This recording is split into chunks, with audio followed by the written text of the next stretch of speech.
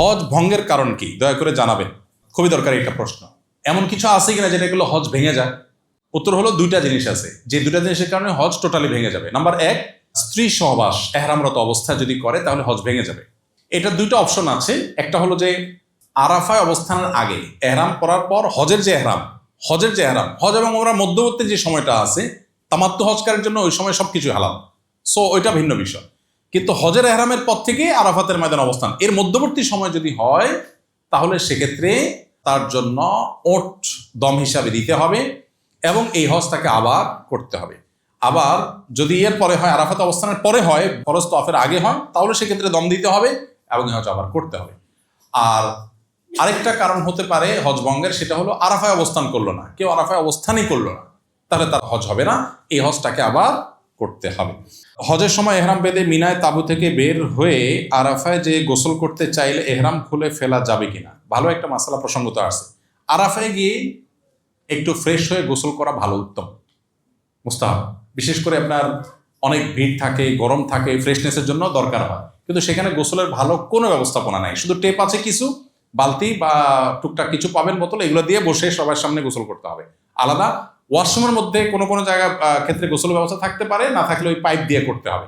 দুইটা ব্যবস্থাপনা আছে। এখানে খুবই গুরুত্বপূর্ণ একটা বিষয় হলো মা বোনদের জন্য, সেটা হলো মেজরিটি হাজিদেরকে দেখা যায় মহিলারা পর্দার কোনো বালাই নেই। অনেক পুরুষরা আছে, আপনারা প্রস্তুতিমূলক সেশনে দেখছেন, হোটেলে দেখা যাচ্ছে আপনার ওয়াইফ একটা রুমে অন্য মহিলাদের সাথে আছে, আপনি সেখানে হনহন করে ঢুকে যাচ্ছেন, সেখানে অন্যজনের ওয়াইফ আছে। মিনাতে আরাফাতে তাঁবুতে মহিলাদের তাঁবু, আপনার ওয়াইফ আছে, আপনি তাকে দূর থেকে ডাক দেন, ফোন কল দেন না, আপনি ডাইরেক্ট ঢুকে যাচ্ছেন। আমাদের একবার হজের সময় একজন চাচা ছিলেন, চাচার নাম ভুলে গেছি, খুব সবাই চাচার নাম মুখস্থ করে ফেলছে। চাচা একটু পরপর চাচিরে ডাকে, একটু পরপর চাচিরে ডাকে, ডাকেন চাচা, দূরের থেকে ডাকেন না, চাচা ভিতরে ঢুকে যায়, কোনোভাবে চাচা ঠেকানো যায় না। মানে এটার জন্য বহুত আইন মোকদ্দমা করে ওকে শেষ পর্যন্ত ঠেকানো যায় না বেচারাকে, কোনোভাবে সে নিয়ন্ত্রণই করতে পারে না। ওখানে তো মিনা মজদালের কথা স্বামী স্ত্রী একসাথে কোটিপতি হলেও থাকার কোনো সিস্টেম নেই, আলাদাই থাকতে হয়। তো এখানে মা বোনরা অনেকে পর্দা বোঝেন না, অনেক পুরুষরা পর্দা বোঝেন না। পর্দা না বুঝলে আপনার হজ করার মানে কি দাঁড়াবে? এই জন্য পর্দাটা আমাদের বোঝা উচিত। 20 এপ্রিল আমার ফ্লাইট, আমার স্ত্রীও আমার সাথে যাচ্ছেন। যাওয়ার সময় যদি তার মাসিক হয়ে যায় তাহলে সে তো আমাদের সাথে ওমরা করতে পারবে না, তার বিধান কি?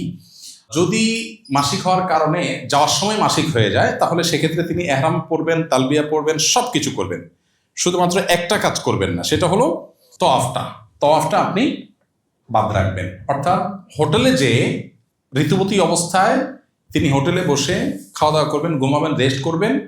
এহরামরত অবস্থায় আছেন উনি, অতএব এহরামরত অবস্থায় নিষিদ্ধ কোনো কাজ তিনি করবেন না, চুল কাটবেন না, ইত্যাদি ইত্যাদি, সুগন্ধি ব্যবহার করবেন না। হাজবেন্ড বা অন্য যারা আছেন সাথে তারা ওমরা যথারীতি সম্পন্ন করবেন। উনি যেদিন সুস্থ হন সেদিন তিনি ওমরা করবেন, বাস। এর জন্য কোনো দম নাই, কিচ্ছু নাই, শুধুমাত্র একটাই জিনিস, ওমরার অবস্থায় যে রেস্ট্রিকশনগুলো আছে সেগুলো তাকে মেনটেন করে যেতে হবে। অর্থ এবং বিভিন্ন কার্ড ইত্যাদি কোথায় রেখে যাওয়া নিরাপদ? খুবই গুরুত্বপূর্ণ প্রশ্ন। সাধারণত হোটেলগুলো সেফ থাকে, তারপরে হোটেলগুলোতে মাস্টার কি থাকে, ওখানে হোটেলে যারা পরিচ্ছন্নতা কর্মী তারা যে কোনো সময় ঢুকতে পারে। এই জন্য খুব ভালো হয় যদি টাকা পয়সা আপনি ওখানে কোনো লকার থাকে, লকার রেখে যান। সব হোটেলে লকার থাকে না, ম্যাক্সিমাম হোটেলগুলোতে লকার থাকে না। সো সেক্ষেত্রে যেটা হয় যে কার্ড বা টাকা পয়সা এগুলো আপনার সাথেই রাখতে হবে। হোটেল রাখতে পারেন, কিন্তু হোটেলে 100% গ্যারান্টি দেওয়া কঠিন। তবে এটা ঠিক যে সিসি ক্যামেরা যেহেতু আছে, কেউ ঢুকলে বের হলে এটা বের করা সম্ভব। আমাদের দেশের মতো না যে সেখানে কেউ চুরি করে পার পেয়ে যাবে। তবে পাসপোর্ট সাথে রাখার কোনো যুক্তি অন্তত তওয়াফের সময় নাই, কারণ হারাবার ভয় থাকে। পাসপোর্ট হারানোর হ্যাসেল এটা তো আর বলে শেষ করা যাবে না, কারণ আপনাকে আউট পাস নিতে হলে এম্বাসি থেকে অনেক হ্যাসেল নিতে হবে। এই জন্য সব হারাই গেল, পাসপোর্টটা যেন না হারায়, এই জন্য পাসপোর্টটা রুমে রেখে যাবেন। রুমে রেখে গেলে পাসপোর্ট হারাবার ভয় নাই। টাকা পয়সাটা রুমে যদি আপনি আপনার লাগেজের মধ্যে রেখে লক করে যেতে পারেন সেটা সবচেয়ে সেফ, লকার না থাকলে। আর না হলে সাথে বেল্টের মধ্যে নিরাপদে নিয়ে যেতে পারলে সেটা আপনার ব্যাপার। এরপরে প্রশ্ন হলো বিমানে ওযু এবং নামাজের নিয়ম কি? খুবই গুরুত্বপূর্ণ একটি প্রশ্ন। বিমানে আমাদের ওযু এবং নামাজ পড়তে হবে নাকি মাফ?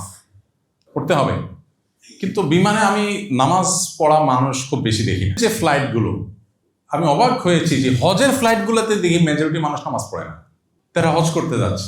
আমরা অনেকে মনে করি যে বিমান বোধ হয় আকাশে, তো এখানে শরিয়ার বিধিবিধান মনে হয় মাটিতে শুধু। ব্যাপারটা তো সেরকম না, ওখানেও কার্যকর হবে। এই জন্য নামাজের সময় নামাজ আপনাকে পড়তে হবে। আমি বিমানে তো বটে, এমনকি রেলেও অনেক সময় দেখি নামাজি মানুষ বসে আছে, নামাজের সময় চলে আসে। কি অদ্ভুত ব্যাপার ভাই, নামাজ নেই? আরে নবী করিম সাল্লাল্লাহু আলাইহি ওয়াসাল্লাম জিহাদের ময়দানে নামাজ পড়েছেন, জীবন মরণ যেখানে, আর আপনি এখানে একটু কষ্ট হবে, একটু হয়তো অসুবিধা হবে, আপনি নামাজ পড়ছেন না। এখন প্রশ্নটা কিভাবে করবেন? বিমানের সাধারণত টয়লেটগুলোতে ওযু করার মতো খুব ভালো ব্যবস্থা থাকে না, এবং বিমানের ক্যাপ্টেনরা বিভিন্ন সময় আমাদেরকে রিকোয়েস্ট করেন ব্যক্তিগতভাবে, ভাই আপনারা মানুষজনকে বলেন যে তারা যেন তায়াম্মুমের মাটি নিয়ে আসে, বিমানের মধ্যে টয়লেটে যেন ওযু করার চেষ্টা না করে, কারণ এখানে নিচে অনেক কেবল টেবল থাকে, ফলে অনেক বেশি পানি টানি পড়ে ফেললে এটা আমাদের সিকিউরিটি ইস্যু তৈরি হতে পারে। এটা তাদের বক্তব্য। আর বাস্তবতাও তাই যে বিমানের মধ্যে ওযু করা সহজ বিষয় না। আমাদের মতো ইয়াং হলে অনেক সতর্কতার সাথে করা সম্ভব। আমি দেখেছি, আমি ওযু করলে নিচে অল্প কয়েক ফোঁটা পানি পড়ে, সেটা আবার টিস্যু দিয়ে আমি নিজ দায়িত্বে একদম ক্লিন করে আমি রেখে যাই। এটা আমি করতে পারি, বাট এটা সবাই পারবেন না, একজন বৃদ্ধ মানুষ পারবেন না, কারণ ওখানে ছোট্ট যে বেসিনটা আছে ওখানে আসলে কুলি করতে গেলে সাইডে পানি ভরে যাবে। আবার পাও ধোয়া তো কঠিন, এখন পাও আমি তো অনেক উপর উঠাতে পারি, এখন বৃদ্ধ মানুষ তিনি তো পারবেন না। আবার অনেক সময় দেখা যায় যে ওখানে ছোট যে কাপ থাকে ওগুলো থেকে নিয়ে আপনার কোমরের উপরে সুন্দর উপরে ধরে পাও ধুইতে পারি আমি, একজন বৃদ্ধ মানুষ করতে গেলে তো পড়ে যাবে, ছোট একটা জায়গা। তো এই জন্য যাদের জন্য ওখানে তায়াম্মুম করার কোনো ওয়ে নাই, তাদের জন্য কয়েকটা অপশন। নাম্বার 1, ফ্লাই করার 1-2 ঘন্টার মধ্যে নামাজের ওয়াক্ত হবে, তাহলে সেক্ষেত্রে আপনি ওযু করে উঠেন এবং ওযুটা ধরে রাখেন, নামাজটা পড়ে ফেলেন। নাম্বার 2 অপশন, ফ্লাই করার পরেও নামাজের সময় থাকবে, তাহলে ফ্লাই করার পর আপনি এয়ারপোর্টে গিয়ে সব কিছুর আগে নামাজটা পড়েন। ওকে। অপশন নাম্বার 3, শুরুতে যে 1-2 ঘন্টা ওযু ধরে রাখার মতো সময় না, বরং 3-4 ঘন্টা পরে নামাজের রক্ত হবে, এতক্ষণ আমি ওযু ধরে রাখতে পারবো না, আবার নামার পরে টাইম থাকবে না। এটা হলো 3 নম্বর অপশন। এরকম যদি হয় তাহলে সেক্ষেত্রে আপনি বিমানের মধ্যেই আপনাকে নামাজ পড়তে হবে। মক্কা মদিনা, মিনা, আরাফাত, মুজদালিফায় নামাজ কসর হবে কিনা? যদি আপনি শর্ট প্যাকেজের হাজি হন, মক্কায় 7-8 দিন 9 দিন থাকেন, তাহলে তো আপনার কসর হবেই, আপনি মুসাফির সেই হিসাবে। আর এর বাইরে কসর হবে কিনা এটা নিয়ে ওলামাদের 2টা মত আছে। একদল ওলামাদের মত হলো যে হজের অংশ হিসাবে মিনা, মুজদালিফা, আরাফা সকল নামাজ কসর হবে হজের অংশ হিসাবে, কারণ নবী সাল্লাল্লাহু আলাইহি ওয়াসাল্লাম এখানে কসর করেছে। আর অন্য ওলামাদের কথা হলো যে নবী সাল্লাল্লাহু আলাইহি ওয়াসাল্লাম মুসাফির ছিলেন সেই হিসাবে কসর করেছেন, অতএব এটা পার্ট অফ হজ না, বিধায় যারা ফুল প্যাকেজের হাজি, মক্কায় 15 দিন থাকার নিয়ত আছে, তারা এখানে কসর করবে না, তারা পুরো নামাজ পড়বে। তো এটা নিয়ে ওই যে তাবুগুলোতে ইখতিলাফ হয়, মত পার্থক্য হয়, সেজন্য আমরা বলি যারা কসর পড়বেন, কেউ একজন নামাজ পড়ালেন 2 রাকাত নামাজের পরে, যিনি পুরো নামাজ পড়তে চান সালাম ফেরানোর পরে তিনি 2 রাকাত ক্লাস করে ফেলেন, না শেষ হয়ে গেল। আলাদা করে এটার জন্য গন্ডগোল ফাসাদ বা আলাদা গ্রুপিং করার দরকার নেই। দুর্ভাগ্যজনক হলো আমাদের বাংলাদেশিদের তাবুগুলোতে শুধুমাত্র এগুলো নিয়ে গ্রুপিং হয়, আমরা গ্রুপিং অ্যাভয়েড করব। মুসাফির বা শর্ট প্যাকেজের হাজি বা যিনি 2 রাকাত নামাজ পড়ার মতটাকে উপর আমল করেন, তিনি ইমামতি করলেন, তার পিছনে বাকি যারা আছেন যদি কেউ এক্সট্রা 2 রাকাত পড়তে চান সালাম ফেরানোর পরে প্লাস করলেন। বিষয় হলো যে একদল ওলামাদের মতে মিনা, মুজদালিফা, আরাফার নামাজগুলো হলো পার্ট অফ হজ হিসাবে সব কসর, কারণ নবী সাল্লাল্লাহু আলাইহি ওয়াসাল্লাম কসর করেছেন, শেষ, দ্যাটস ইট। হানাফি ফকিহগণ, ফুকাহে কেরাম এবং অন্য ফকিহের মতে যদি আপনি মুসাফির না হন, 15 দিন বেশি থাকেন, তাহলে সেক্ষেত্রে আপনি ফুল নামাজ পড়বেন, না হলে আপনি কসর পড়বেন। তো আমি কসর পড়ি, আমি সাধারণত কসর পড়ি। আমি বলি যারা পুরো পড়তে চান তারা পরে 2 রাকাত ক্লাস করে নেন, শেষ।